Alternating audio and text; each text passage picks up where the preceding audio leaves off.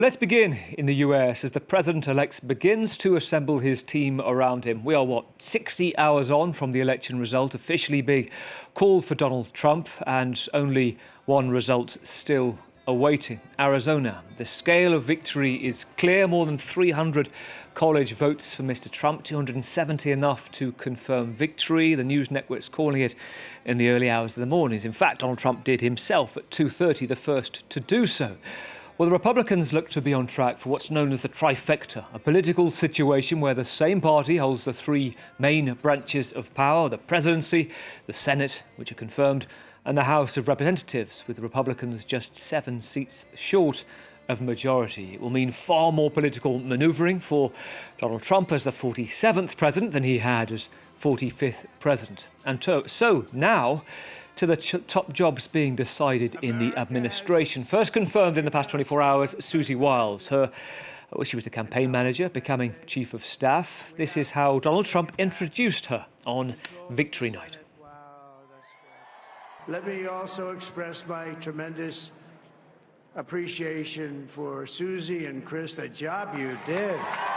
Susie, come here. I mentioned a moment ago sources close to Susie Wiles telling reporters today that she had conditions, that she wanted to control who could have access to the president. According to a source, quote, "The clown car can't come to the White House at will." Well, the president-elect says Susie is, quote, "tough, smart, universally respected." Let's bring in Fraser Jackson, our correspondent in Washington. All of those three terms apply to you as well, Fraser. First of all, give us your sense. Susie Wiles taking on a job that, let's face it, you and I have spoken about this in the past, frustrated several chiefs of staff first time round. What do we need to know about her taking on this job?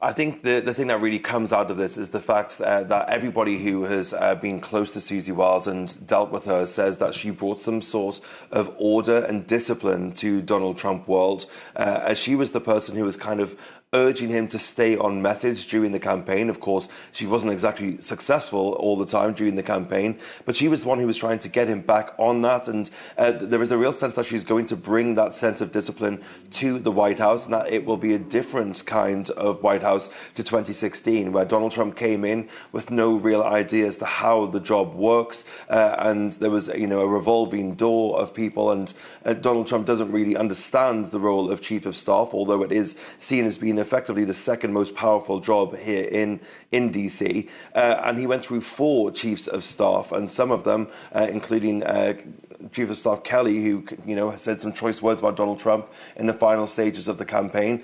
He described the job as the worst job he's ever had. So Susie Wiles has worked with Trump for a number of years. She knows the man very well. She has a very close personal relationship to his family, as well as with J.D. Vance, the vice president-elect. So she's going to know how to maneuver a bit more. The way I'm kind of thinking about her, to put her into context for some of our viewers, is more of a kind of jury character. If you remember the TV show Succession, that is probably the best way of imagining her. Somebody who has the confidence of Donald Trump, has the ear of Donald Trump, but also has one eye on the wider picture as well, and also has connections with the wider GOP Republican establishment. She is more used to running campaigns than she is government, so it is going to be a bit of a different transition for her as well. But she is seen as somebody who could maybe keep things in line a bit more.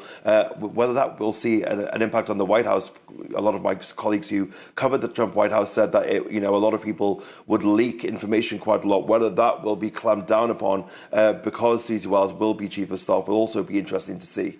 It is geopolitically interesting to see at the moment as well about chiefs of staff. We saw the moment there that Susie Wiles seemed to do a reverse ferret away from the microphone, avoiding it. And yet we have, if we look at the situation in the UK, a chief of staff for Keir Starmer, Morgan McSweeney, also never goes near a microphone. So it's something very interesting there.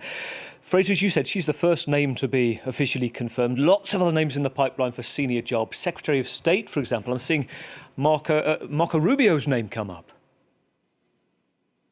Yeah, there's some interesting choices. Let's run briefly through the more high-profile people who could potentially be in some form of government. Now, remember, for cabinet positions in the United States, those positions have to be confirmed by the US Senate. So some of the more high-profile names might not be in official cabinet positions, but could still have influential roles. So I'm thinking of somebody like Elon Musk, who, for example, Donald Trump said he could potentially be in control of some kind of government oversight committee looking over government spending. Of course, Elon Musk he has companies that receive billions of dollars worth of government contracts and subsidies, and he will have Trump's ear as well. You've then got RFK Jr., who was running as a third-party ticket, who Donald Trump effectively brought on side. We're going to have to watch whether he is effectively sidelined or Donald Trump maintains his campaign promises to RFK to oversee health and the health of the nation as well. Again, not likely to be a cabinet appointee because that would have to be approved by the Senate, which could even be difficult with Republican control. But he has said that several departments of the Food and Drug Administration need to be disbanded. He could oversee the Centers for Disease Control, which oversaw, of course, the pandemic response. And this is somebody who is famously an anti-vaxxer. There's going to be potentially Stephen Miller back in the White House, one of Trump's top advisors, who was the architect of some of those immigration policies which made so many headlines during Trump's administration. The Muslim ban, the separation of families, the whole kids in cages that was happening during Trump's administration. He could be in charge of those mass deportations that we've been hearing about on the campaign trail. And then there's Doug Burgum, who is the governor of North Dakota, also ran against Trump in the primaries for the Republican nomination.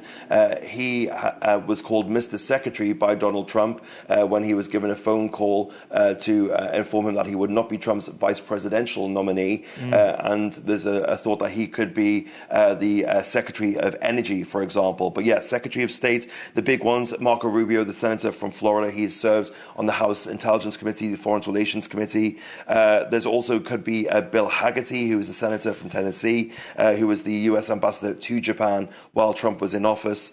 He famously voted against Ukraine aid, so something potentially to watch out for there if he gets in for the Europeans among us. Richard Grenell, who's a top foreign policy advisor to the campaign, also served as acting director of national intelligence. He's been touted for the Secretary of State job, as well as one of Trump's former national security advisors. So the running is still quite wide. There's also quite a wide running for the Secretary of Defense role as well. Those things will get shaken out. More information will come to light, in the coming weeks and days. OK, a lot of shaking out to do, Fraser. Interesting on Elon Musk, particularly when Donald Trump has joked in the past that he doesn't want to sell his business interests, therefore he doesn't want to take a position within the government, so he floats around in a kind of advisory role. I wanted to talk about that with our next guest. Fraser, for now, thank you. Fraser Jackson, our correspondent in Washington. Let's